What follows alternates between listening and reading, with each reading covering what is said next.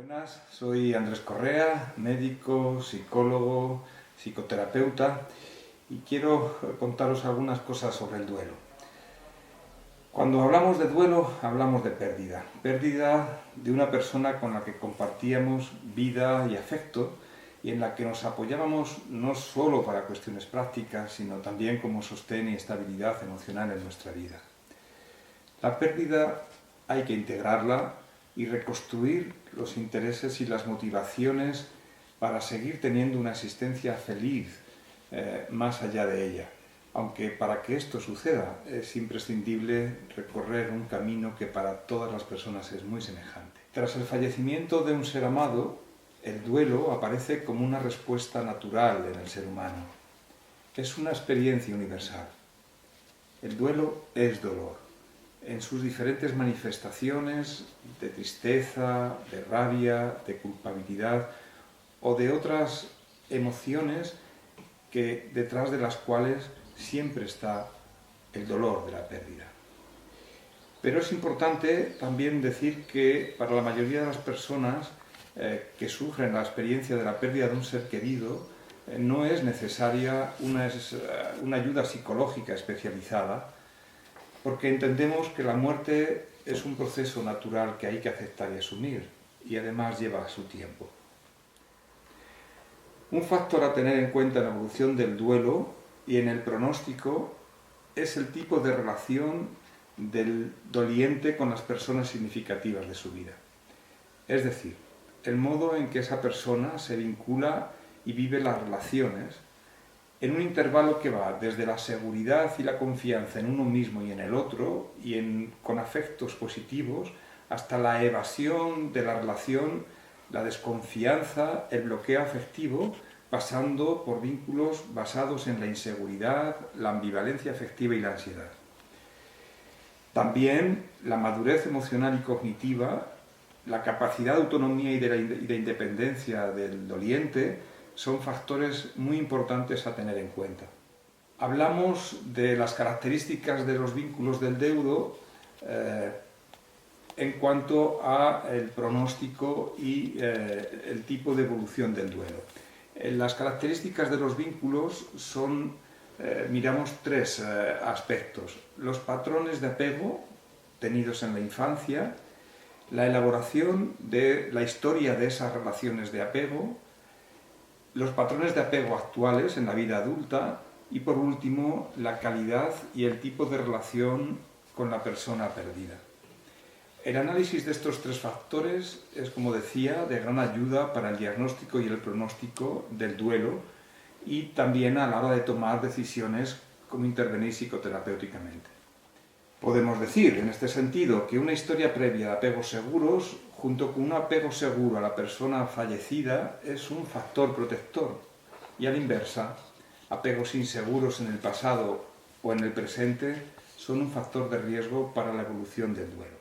Y hablamos todo este tiempo de duelos complicados y nos referimos principalmente a dos tipos de duelo. El duelo crónico, que es un duelo prolongado en el tiempo de manera excesiva, o la ausencia de duelo o duelo bloqueado.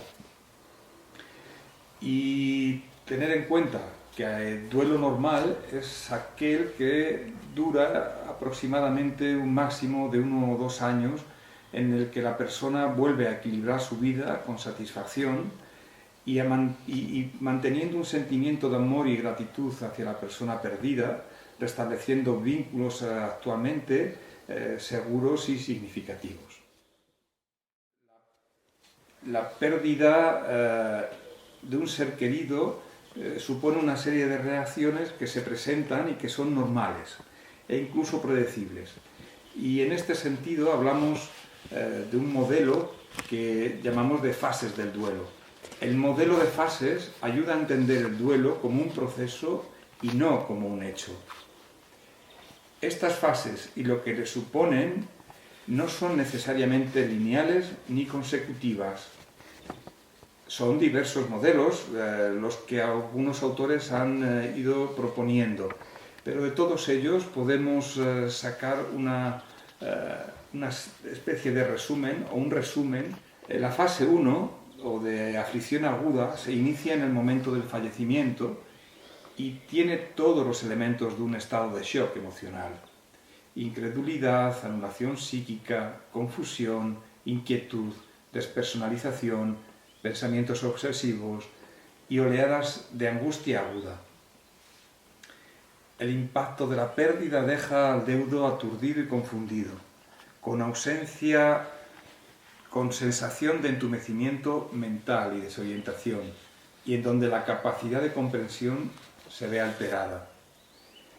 Dicen ver el mundo como si fuera una película, como si fuera mentira, y con a veces una repetición obsesiva, mental, constante de los últimos episodios o de momentos traumáticos previos, y acompañado de crisis de gran angustia que se presentan varias veces al día, disparadas por los recuerdos del difunto. En la fase 2, o de conciencia de la pérdida, es cuando el verdadero significado de la pérdida golpea con fuerza. Cuando el funeral termina, los amigos, los conocidos reanudan sus vidas normales y la persona se queda solas. Se caracteriza por una serie de manifestaciones emocionales como ansiedad de separación, comportamiento de búsqueda o de espera de la persona fallecida, como por ejemplo ir a la habitación, a escuchar un ruido que anticipa su llegada, e incluso en ocasiones la persona sigue sintiendo la presencia del ausente. También es frecuente que aparezca un sentimiento de culpa irracional y que pretende explicar lo sucedido con preguntas del tipo ¿por qué no hice aquello? ¿Por qué no dije tal cosa? ¿Tendría que? ¿Debería haber? Y también, alternándose con la culpa, a veces aparece una rabia, una agresividad y una intolerancia en la persona. Se puede manifestar de manera muy irritable, con rabia hacia Dios, hacia los médicos, hacia las instituciones, el sistema de justicia o sanitario. Se busca un chivo expiatorio en el cual descargar el dolor y la rabia. Después viene la fase 3 de conservación e aislamiento, que es experimentada por muchos como el peor periodo de todo el proceso de duelo. Pues es durante esta etapa que la aflicción se parece más a un estado depresivo o a una enfermedad general. La relación de la muerte con los episodios de la vida se va perdiendo con el tiempo y el entorno tampoco apoya mucho porque esta relación, el tiempo ya pasó, la muerte está lejana y debería haber una cierta mejoría que a veces el deudo no experimenta. Entonces aparecen sentimientos de soledad, de aislamiento, de pérdida de ese apoyo social, también de impaciencia por superar el miedo. Y una sensación de atasco a veces, ¿no? De impasse. Por último, la fase 4, que se da en paralelo o alternándose con la fase 3, que podemos llamar de cicatrización o renovación, y que supone la aceptación intelectual y emocional de la pérdida. Esto va implicando el abandono de roles anteriores y también la búsqueda de un significado espiritual o existencial a la pérdida. Progresivamente se va dando la reconstrucción de la forma de ser de la persona, asumiendo nuevas responsabilidades y asumiendo otras que iban vinculadas a la relación que se tenía con la persona muerta. Se va retomando el control de la propia vida y va siendo necesario también que aparezca un proceso de perdón y aceptación que restituya el sentimiento de amor y gratitud y que sustituya a los sentimientos de rabia, de culpabilidad, de depresión. Es decir, se aprende a vivir para uno mismo y a vivir sin la persona que se fue.